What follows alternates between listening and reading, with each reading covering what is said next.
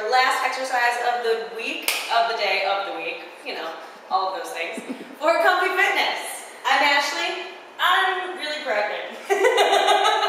We're pushing 29 weeks here. So we're going to begin today's exercise. We'll begin in all fours, making sure the wrists are right below the shoulders, knees are right below the hips, core is engaged, and we're going to come into a bird dog position. So extending opposite arm and leg out. This is going to be a challenging position possibly for you just balance-wise here.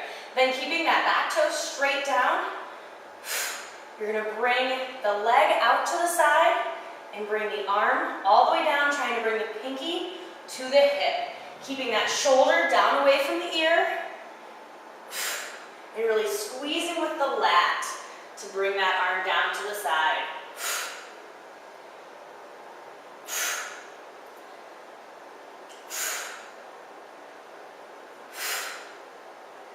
Exhaling as you pull down.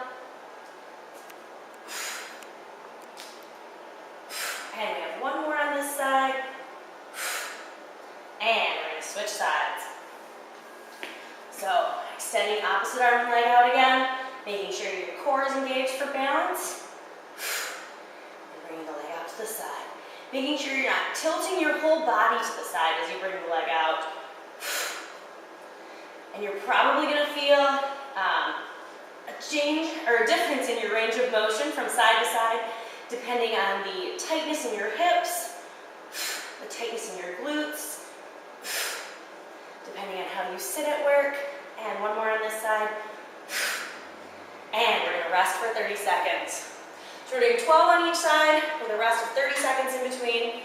But like I was saying, depending on how you sit at work, whether you're crossing your legs, things like that, or just the way that you move throughout your day, is going to determine which side of your body is going to be a little bit looser. And so you're probably going to feel possibly a little bit of tugging in your sacrum area, in your back. And all of that is totally normal, but obviously you want to make sure that you're maintaining a range of motion that's comfortable for you. And we're back in for our next set. So again, extending opposite arm and leg out, toe pointing straight down, and pulling down. You also want to make sure that you're stabilizing arm. You're not locking that elbow. It's not completely bent, but you want to make sure that you're not locking out the joint. So we want to put the work in the muscle and not in the joint.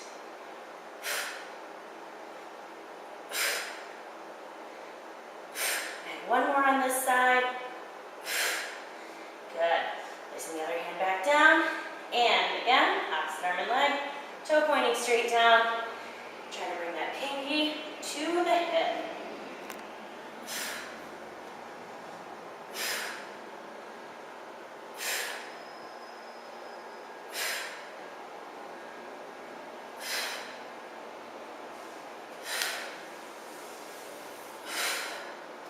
You want to make sure that you're not leaning into your stabilizing hip. And we have one more on this side. And we're going to rest one more time. Again, also in any position where you're on your hands, if you start to feel any pain in your wrist, really try to press all the way through your fingertips so that you're engaging the entire hand and coming into the forearm and not just, again, putting all of the work in that joint of the wrist. Whew! All right, we got one more set. And you guys are done for the week. So we're going to get ready, getting back down into all fours. Also adding a little extra padding under your hands can really help with your wrists as well. And we're going to extend opposite arm and leg back out.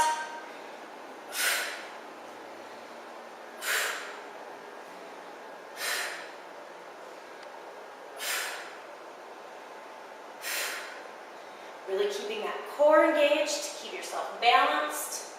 Keeping the hips nice and stable, square to the floor, so you're not dropping one or the other. And one more on this side. And we're going to switch sides. Last time. So, left arm out, right leg out. Also, you really want to make sure that you're keeping your hips right over the knees and that you're not starting to sit your butt back, because that will make the exercise a little bit easier for you. But that's not really what we're looking for here. We want to make it doable but challenging on the body. last one. Excellent. I hope you have a wonderful weekend. Happy Friday again. This is Ashley with ComfyFitness.